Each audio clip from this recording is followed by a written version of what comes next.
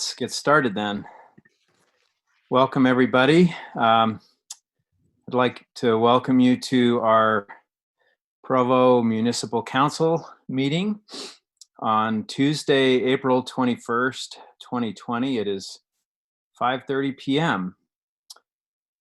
This meeting will be conducted entirely via electronic means due to the risks of public gatherings associated with the spread of COVID-19. Governor Gary Herbert has waived the anchor location and certain other requirements for public meetings and noticing, as outlined in Executive Order 2020-5. The meeting will be available to the public for live broadcast and on-demand viewing at www.youtube.com/user/Provo City Council. The Council requests that attendees help maintain the decorum of the meeting by silencing electronic devices, being respectful to others, and please wait to speak until called on by the chair. In the current situation where the meeting is being held via Zoom webinar service and broadcast over YouTube, I'll remind everybody to turn off their mics when not speaking so as to minimize the potential for background noises and conversations to be picked up. I'll begin with a roll call announcing those who are here. I am joined by my fellow council members, David Harding, Dave Shipley, Bill Fillmore, Dave Sewell, Travis Hoban, and Shannon Ellsworth, and I am George Handley. Also joined by Cliff Strachan and Brian Jones, and from the administration, Wayne Parker, and our mayor, Michelle Kafusi. So we're grateful to have you all with us, and also various staff members who are here to assist and to participate later on. We'll begin with an opening prayer given by Councilor Dave Harding, after which we'll have a Pledge of Allegiance that will be provided by Councilor Dave Sewell. I'll begin with the prayer, Mr. Harding.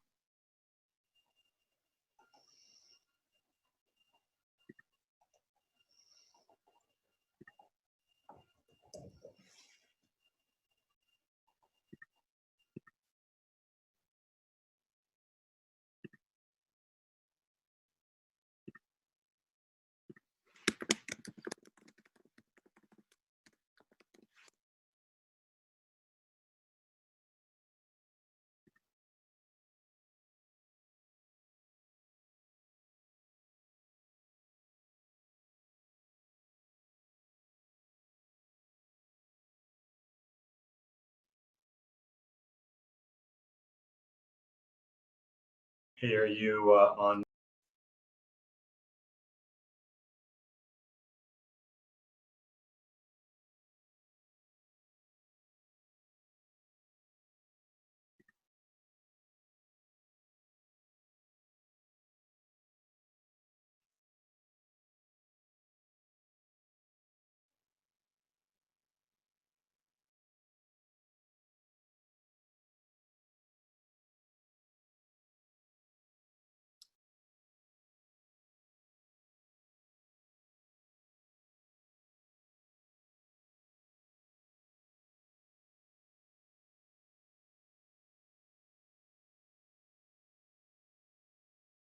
Thank you, Mr. Harding. Unfortunately, you muted yourself and we couldn't unmute you, but we had a feeling that it was a very good, prayer. It didn't seem proper decorum to interrupt. So thank you. Amen. I don't know why I was unable to unmute him though. Normally I am able to. Why am I not able to? Maybe I don't have host privileges.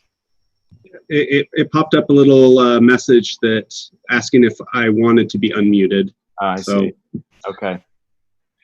All right. Well, thank you. We'll now have Mr. Sewell give us the Pledge of Allegiance. Shall I proceed in similar fashion with that? Well, I guess not. Please join me in the Pledge of Allegiance. I pledge allegiance to the flag of the United States of America and to the republic for which it stands, one nation, under God, indivisible, with liberty and justice for all. Thank you. Thank you, Mr. Sewell.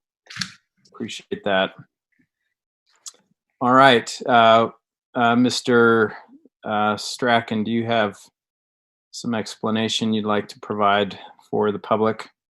I do. Council, there are 4 items on the agenda today, but 2 of them are continued, so there really only are 2. Because the City Council is meeting virtually via Zoom webinar, which meeting is being broadcast over YouTube, there are neither council members nor members of the public present at Provo City Hall. This necessitates certain changes in procedure for those members of the community who wish to make public comment during the public comment period or wish to be heard during public hearings for those items requiring public hearings. Those items are numbers 1 and 2 on tonight's agenda. To facilitate the public comments where designated, we have enabled telephone access. I'll share those instructions now, and they will be shown on screen during the public comment portions of the meeting. There are several telephone numbers available to call. They can be found on the YouTube page where the meeting is being broadcast and at provocitycouncil.com. Callers may have to try multiple numbers to get connected. When the caller is connected, they will be required to enter the meeting ID, which is the listed webinar ID, and enter the pound symbol. The phone system will then ask for a personal ID number. Simply enter the pound at this point. The caller will now enter the meeting as an attendee and will be able to hear the meeting and will be muted. If a caller wishes to speak on the item being discussed, they can press *9 and do so only once to indicate their desire to comment and then wait to be called upon. Callers will be called upon by the last 4 digits of the listed phone number. Each will then be asked to provide their name and city of residence before making comments. Each will be given up to 2 minutes to speak. A timer will be posted on screen and a beep should be audible to the caller when their time is up. A required public hearing will be held for certain items prior to council action. After each such item has been presented, time to comment will be provided for all those who wish to speak. For items that do not require a public hearing, a public comment will still be taken following presentation of the item, but the total of public comment will be limited to 15 minutes. Now, as council's tradition, 15 minutes has now been set aside for an open public comment period, which is intended to allow public comment on matters that do not appear on the agenda. All right. I actually don't see anybody listed as an attendee at this point. So normally we've been giving at least about a minute just in case, but there are no attendees, so I don't know that anybody's going to call in. But I think if you give it a minute, then we'll know that people are either here or not. All right.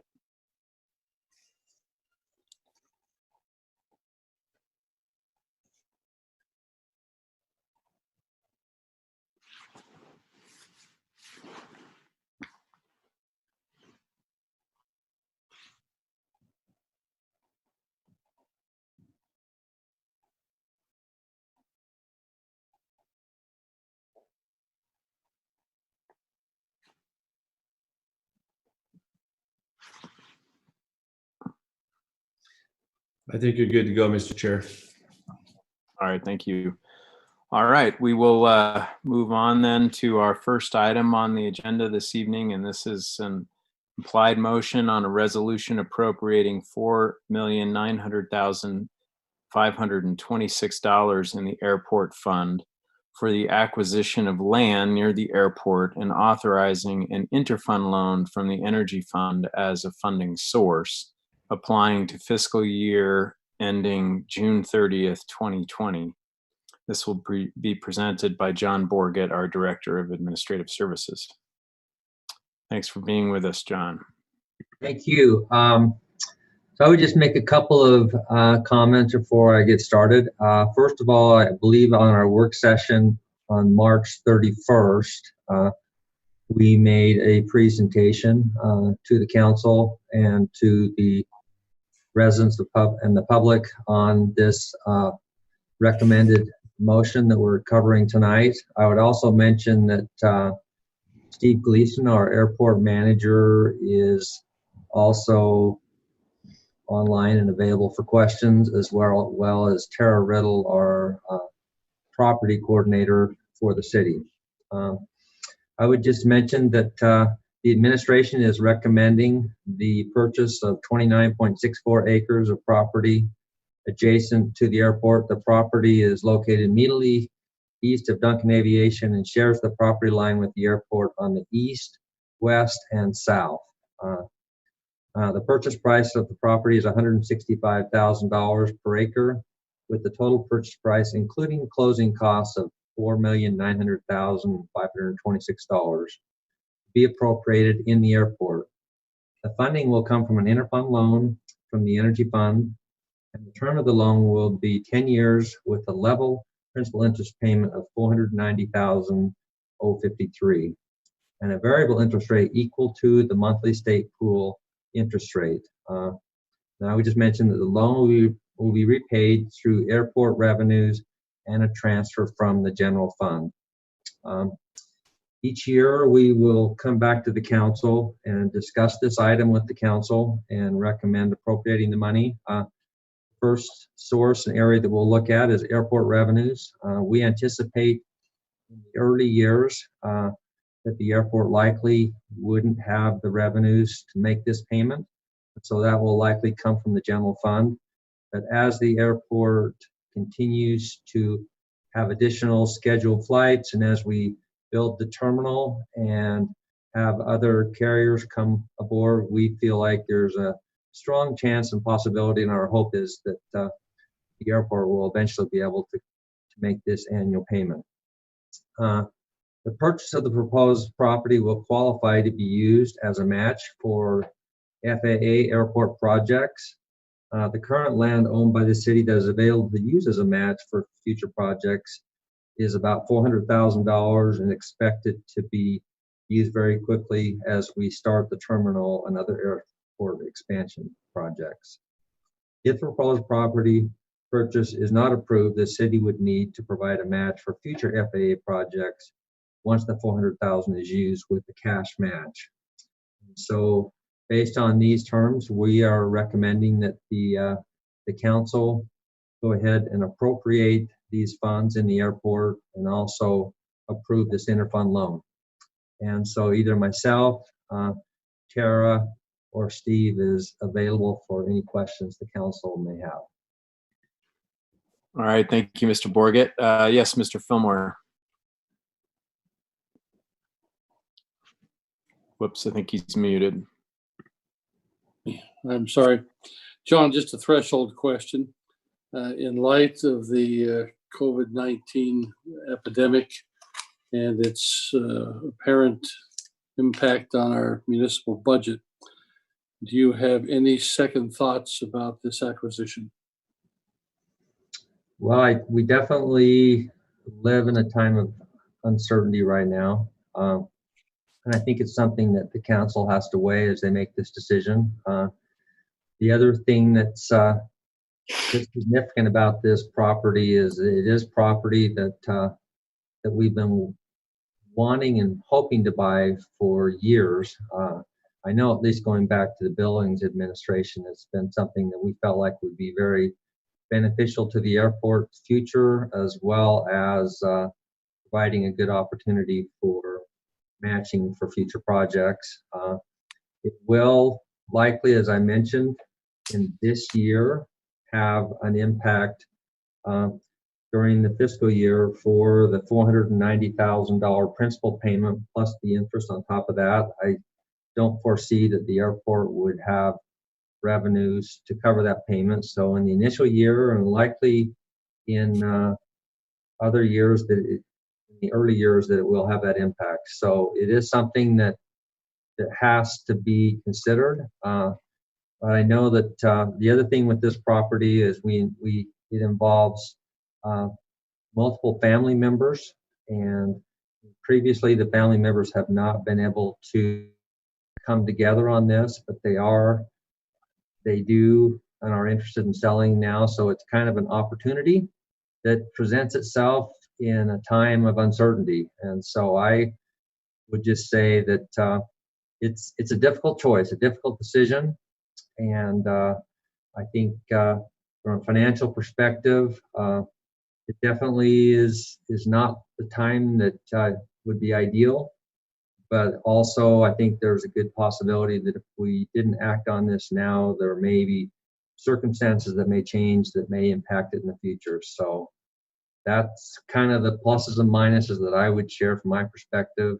You may be able to find out more from Steve and Tara, but from a financial view, it is concerning and it is a difficult decision. Well, John, taking that caveat into account, is it fair to say that the administration is nonetheless united in making this recommendation at this time?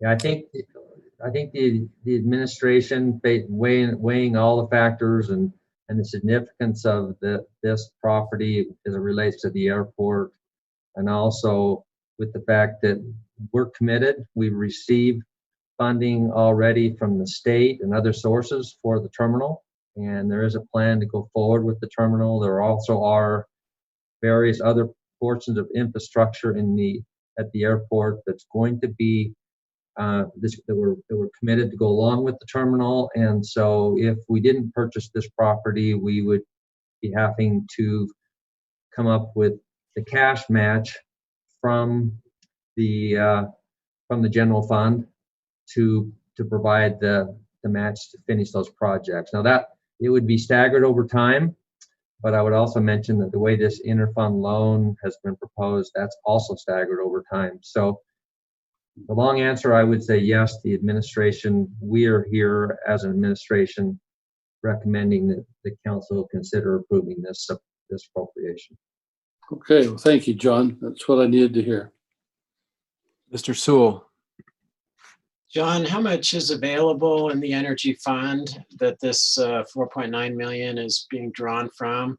That was the first question. And then the second was, does Provo Power or the Energy Board have any concerns about being able to meet their obligations given projected revenue drops and the lowering of the energy fund by this amount? I've had conversations with Travis Ball, and we talked openly about this transaction, and he was in support of it. I believe, I haven't heard from this firsthand. Wayne may be able to share more light, but I believe he did have a discussion with the Energy Advisory Board on this and made them aware of it. I'm not sure how they responded, or I'm not aware of any concerns, but Wayne may be able to share that. The other thing I would just mention is that their reserves right now, I just reviewed it, and it's in the tune of $26 million is what their unrestricted reserves are, and so that's where it would be coming from. The sense is that as we've looked at it, as they build it over time, they are in a real good position right now with their reserves. I know they track it based on the number of days, and their goal was to basically have a 90 days cash reserve, and they're well in excess of that. Still, we'll have, it would be money that's restricted, and they wouldn't be able to, they would get a portion of it over the next 10 years, but over that period, initially in the first year, it would all be restricted, and then there would be funding that would come each year on that one campus I mentioned. Thank you. Any other questions for Mr. Borgett or for the administration from the council? Not, we'll open it up for public comment. I don't see, however, anybody attending. Am I correct in that? All right. I don't. Mr. Handley, Yes. we've been made aware that there might be an issue with people connecting on the public comment. Could we have a minute to just see if we can figure it out? Sure. Thank you.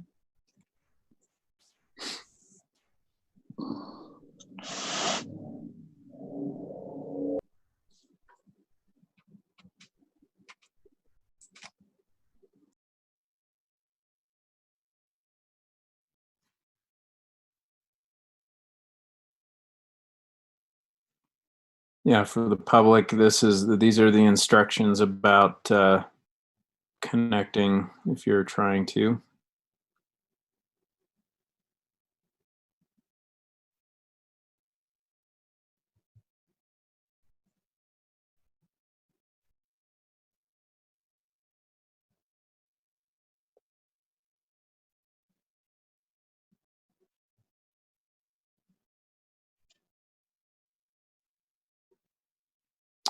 Mr. Shipley, you have a comment? Yeah, I just thought to chime in while we're waiting, maybe for other people to comment or to question. The optics of a of a purchase like this, in light of what's going on, are pretty poor. But I hope that citizens will do their due diligence on this, as I have, and understand that from a funding perspective for the airport, in order that for them to move on with the projects that they have planned, we can fund it by purchasing this property, or we can transfer cash in the future for their projects. Either way, we're providing the funding and support that's needed for the airport to continue.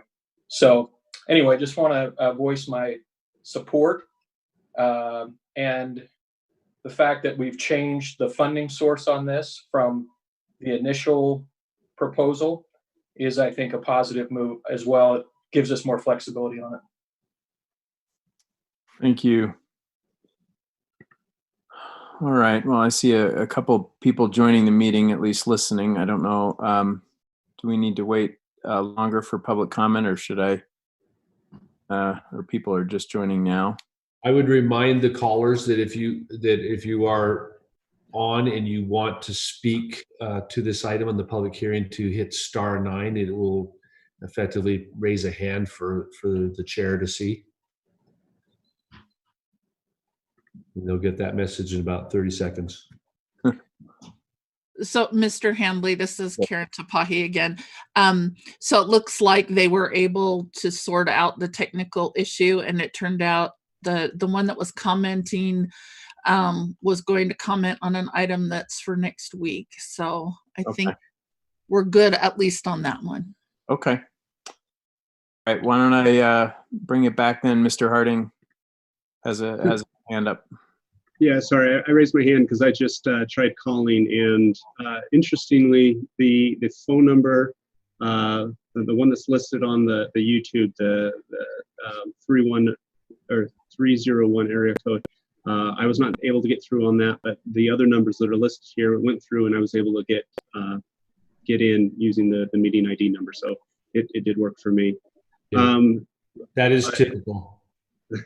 If we're done with the public comment, I just wanted to kind of, I guess, echo what Mr. Shipley just said. I don't think it's lost on any of us that the value of, the total that we're looking at here is roughly double the deficit that we're trying to close in next year's budget. The forecast deficit. So it is a major outlay, but the way that it's structured and the commitments that we already have, I think this is actually a really good example of what we've been talking about when we try to close the budget gaps, that we don't want to sacrifice the important long-term projects, in the things that are going to hurt long-term for very short-term gain. And I think this is a good example of that. So I do support the administration's recommendation. All right. Any other discussion on the council?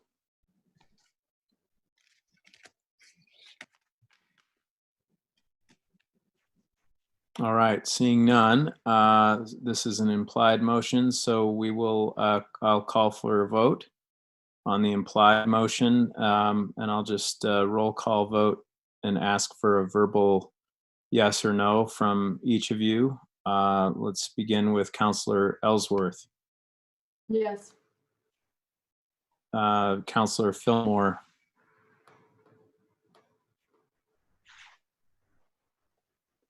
Councillor Fillmore might be mute. There we go again. Yes. Counselor Hoban, Yes. Counselor Sewell, Yes. Counselor Shipley, Yes. Chair Handley, I will vote yes, and Vice Chair Harding. Yes. Okay, the vote is unanimous. We'll move on to item number 2, which is an implied motion on a resolution adding the structure known as Amanda Knight Hall, located at 42 East 800 North, to the Provo Landmarks Register. And this is presented by Dustin Wright, Provo City Planner. Dustin, are you with us? Yes, can you hear me? Yes, I can. All right, thank you. So it's a great privilege to be able to bring this nomination to the council today. It's been a while since we've had a nomination, and I can't remember when the last one was, so it's great to be able to bring Amanda Knight Hall forward. And so as part of this, if we've got any of the slides available, I could just have you jump to the aerial. Amanda Knight Hall is located on the corner of University Avenue at 800 North. And the Landmarks Commission has heard this item recently, last week, and reviewed the nomination for compliance with our city code. So here you see the property, Amanda Knight Hall, located there. Next slide will just show a closer image of that. And then we can jump also to the next slide and kind of show some of the historic photos there.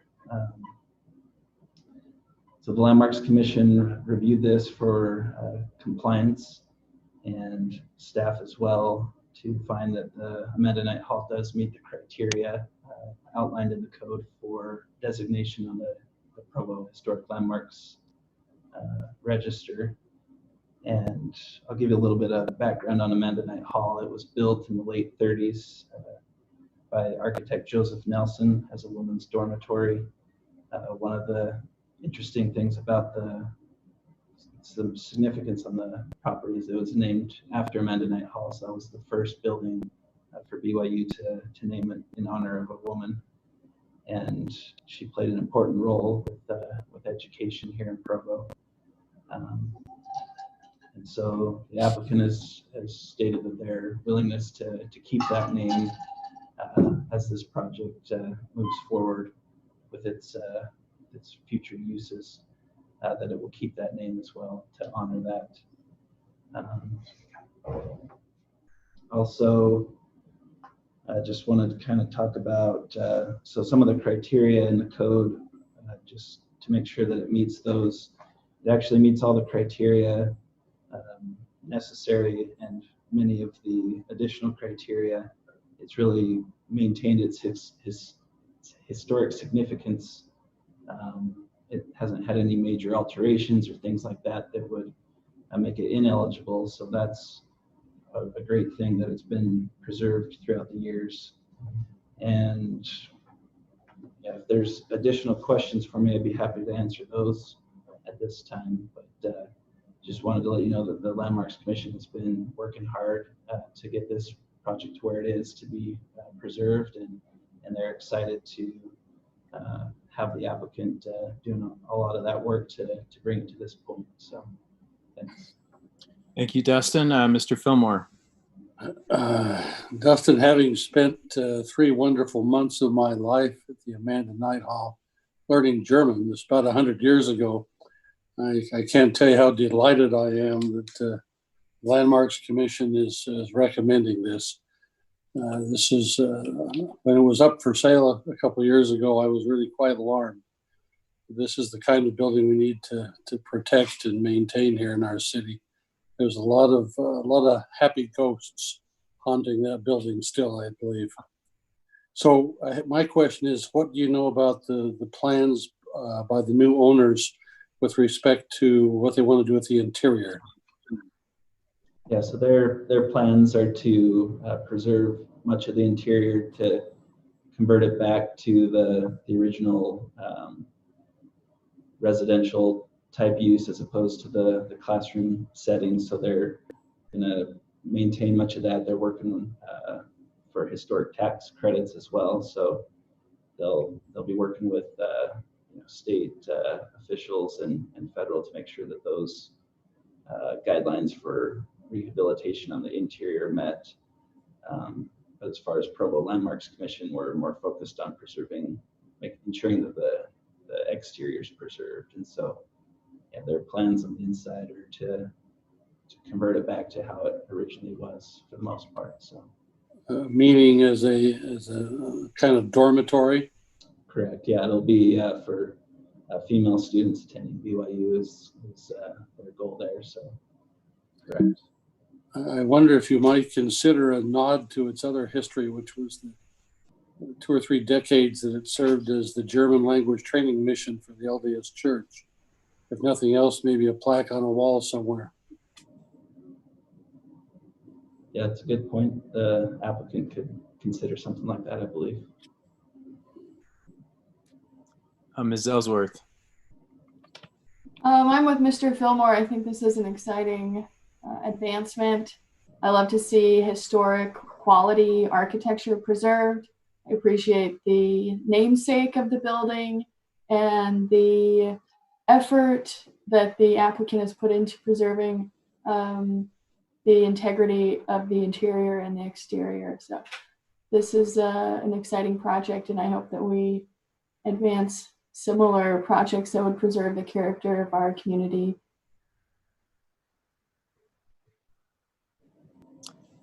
All right, any other questions for Dustin? If not, I'll open it up for public comment if there are any comments from the public. Ms. Ellsworth, is that another question? Yeah, I was wondering, there was an initial photo that Mr. Wright showed. Was it a rendering of the interior?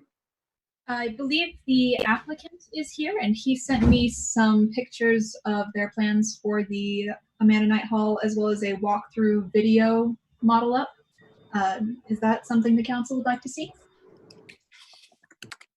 Sure. I think so. Okay, any comment? Oh, yes. Hannah, were you going to say something? Oh, is Brandon Smith in? He's the applicant who sent this in. He might need to be promoted. I see Celeste Kennard also as a call-in visitor, listener. Was she going to make a presentation? The neighborhood chair. If you look yes, at the... I am here. I'll turn it over to you then, Brandon. All right. Hi. Well, This is Celeste Kennard. Yes, Celeste, I think we're going to hear from Brandon Smith first, and then we'll have you present. first of all, I want to thank Dustin Wright, the Landmarks Commission, and this council, as well as the previous work of Josh Yost, for their efforts in saving this building. This would not have come to our attention if it weren't for their incredibly tireless years-long efforts in saving this building. So we are very grateful for their efforts. Our business primarily is restoring historical properties along the Intermountain West. As Dustin mentioned, we take advantage of state level and federal level tax credits, ensuring that we are within those guidelines for preserving historic properties. This property, we are going to retain the quality of the exterior. We will not be making any changes. We will be making repairs to the roof. We have removed the air conditioning units from the windows, and we will be repairing those windows back to their original state. As it relates to the interior, we won't be doing much changes in the common area. Most of this is already, as you see there, most of that's in there. We will just be restoring that wood and the floor as well to a higher quality finish. And the rooms, we will be moving some doors. There were changes made, or some walls. There were some changes made to the interior from when it was a dorm. This was, I think, 1964. It was changed from a dorm to the language learning school. And so we will be making some adjustments to the walls of the interior, but we will be retaining all of the doors, the handles, and all of just the architectural little finishes and nice touches there. So most of that was saved. Anything they removed, they saved in the basement. So fortunately, this thing is going to come back looking like it did. So we're excited about this. Happy to answer any questions you might have. Any questions for Mr. Smith? I should also mention that this will be women's dorms, of course. Well, thank you, Mr. Smith. We're very grateful to have this building back in operation and looking so beautiful. So thank you very much. Thank you. It's a great asset for our community. Celeste Kennard, are you available to talk and present? Yes. Yes. Wonderful. Go ahead. So I basically just wanted to say this is a very happy day that this is before the city council. Long before I was neighborhood chair, we've tried to get, as a neighborhood, a lot of us have tried to get this on the Provo Landmarks Commission register, on the Landmarks Register. And, the last time this came up, it was pretty, it was hard for a lot of neighbors when it turns out it wasn't on the Landmarks Commission when everybody thought it was. And, now, so I met with Brandon Smith there. I'm so happy with all the things that they're planning to do with this building. And I mainly just called in to say, Joaquin really hopes that everyone on the city council would like to approve this. It meets our neighborhood plan. It's been part of the Joaquin neighborhood agendas for a couple of decades. And we, we really appreciate all the citizens of the Provo City, Preservation Utah, the Utah Cultural Alliance, just everybody that got together and worked to make today possible. So I just say, yay. I don't know if there's any city council people that, are really concerned about it or not, but I can't think of a better reason to be a volunteer neighborhood chair so that I can work on stuff like this. Well, thank you, Celeste. We're grateful for your service as always, and grateful for your support for this. Any comments or questions from the council for our participants or for our presenters? No, I think I've really been happy with what I know about RLS and with the Rocky Mountain Classic Real Estate. We feel like we're in good hands. We understand that there'll be an application for the National Register also, which is great. So yeah, no, I don't have any questions. Thank you. All right, thank you. Any comments from the public on this item?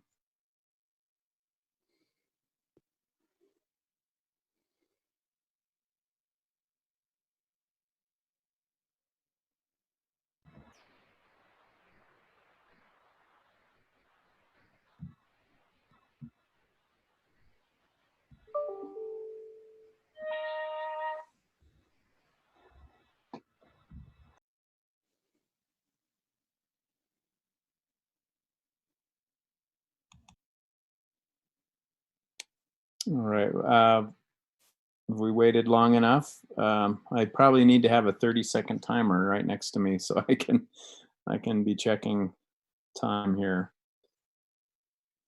We just want to make sure that the delay in our broadcast doesn't cut anyone from being able to make a comment. George, I start one every time, and you're about the 30-second mark already. So okay. All right, we'll bring it back to the council. Any further discussion from the council on this item? Yes, Mr. Harding. There's just so many people to thank for making this happen. I do think this is an excellent example of what happens when concerned citizens and stakeholder institutions and our Landmarks Commission, when everyone gets together, we're able to do some pretty amazing stuff. And again, thanks to so many people for making this happen. All right, thank you. I echo that those comments of Mr. Harding's. We appreciate this very much. All right, so seeing no further discussion, this is an implied motion, so I will call for a vote on the implied motion, and I'll begin with Councillor Fillmore. You say you've made the motion? Yes, it's an implied motion, so I'm calling for the vote. I vote yes. Mr. Hoban. Yes. Mr. Sewell. Yes. Mr. Shipley. Yes. I, George Handley, will vote yes. Mr. Harding. Enthusiastic yes. And Ms. Ellsworth. Yes. All right, the voting is unanimous. Thank you very much. We have continued items 3 and 4, but Mr. Bill Pepperoni is here to answer any questions from the public or address any concerns. I don't know, Mr. Pepperoni, do you want to say a few words? Sure, I appreciate the patience of the City Council, the work the council members have put forth on this item. It will be going back to the Planning Commission on May 13th. We're in the process of mailing out over 2,000 notices to affected property owners. We're expecting to get public input when those notices are received. If there's anyone from the public who wishes to speak tonight this item, I'll be sure to forward their comments to the Planning Commission. Staff has been having discussions with several affected property owners. We've got a lot of good input. The ordinance itself has been an ongoing process. Changes have been being made all the way along, and the changes have been good. The ordinance is getting better as we receive more input and comment. But this will be going back to the Planning Commission on May 13th. Okay. Thank you, Mr. Pepperoni. I don't actually see any attendees now. They seem to have dropped in the interim, so I don't believe there's going to be any public comment. Any comments or questions for Mr. Pepperoni? These items have been continued, so obviously there'll be ongoing discussion and fine-tuning of the ordinance, and we will look forward to the input from the affected landowners and from the Planning Commission again, since they will be looking at an amended draft from last time that they looked at it, and an amended map. So that I think it'll be good to get their further input. Any comments or questions from the council? All right. Well, seeing that we have none, then this may be the shortest meeting I've ever participated in. I know that we did get ice cream if we finished meetings before 6:30. I don't know that that's an offer that works in the era of COVID-19, but congratulations to all of you on your efficiency this evening. How about an IOU from the mayor when we all get back together? I was just trying to get something out of you. That's all.